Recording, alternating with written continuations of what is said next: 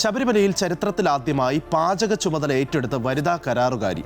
കൊല്ലം Thevalakkara quality catering ഉടമ സുധാ പഴയമഠമാണ് 5000-ലധികം വരുന്ന ദേവസ്വം ജീവനക്കാരുടെ ഭക്ഷണത്തിന്റെ കരാർ ഏറ്റെടുത്തിരിക്കുന്നത്.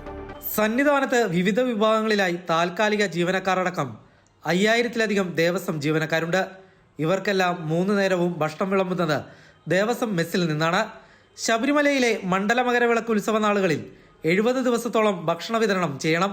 ചരിത്രത്തിൽ ആദ്യമായി ഈ ചുമതല ഏറ്റെടുത്തിരിക്കുകയാണ് ഒരു വനിതാ കാറ്ററിംഗ് കരാറുകാരി.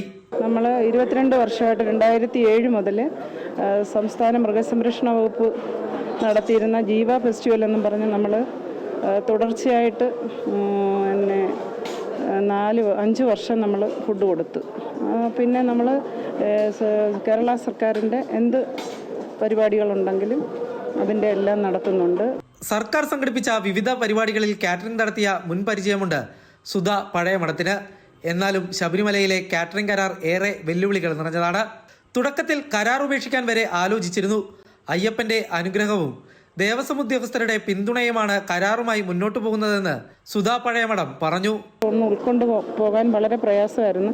കരാറ് ക്യാൻസൽ ചെയ്താൽ എന്താണെന്ന് വരെ നമ്മൾ ആലോചിച്ചു. കാരണം അത്രയ്ക്കും പല ഭാഗത്തുനിന്നായിട്ടുള്ള സമ്മർദ്ദം നമുക്ക് നേരിടേണ്ടി വന്നു.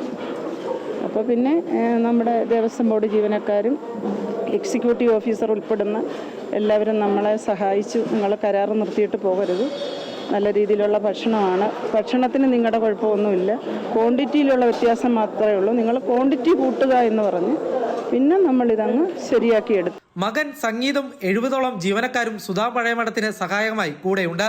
അമൃത ന്യൂസ്, സന്നിധാനം.